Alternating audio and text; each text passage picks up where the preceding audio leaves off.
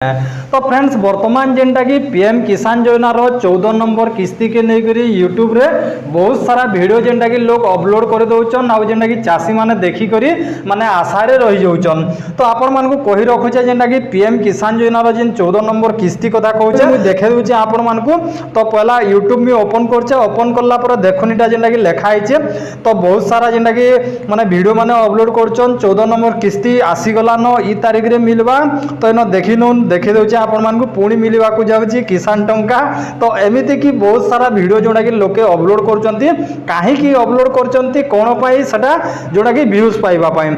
तो आपण मान को कहि रखुचे जेनटा कि पीएम किसान योजना रो 14 नंबर किस्ती वर्तमान कोनोसी सूचना नहीं देवार तली गवर्नमेंट तरफ रु जे आपण मान को पीएम किसान योजना रो 14 नंबर किस्ती 2000 टका मिलवा बोली करी।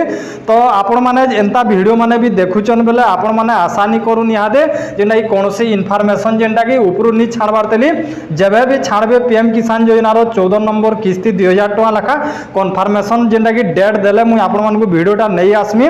आ आपण माने जदी हमर चैनल के जदी सब्सक्राइब नहीं करबार तली बेले आपण माने सब्सक्राइब करि नोन जेनटा कि आपण माने नुआ नुआ अपडेट पाबे।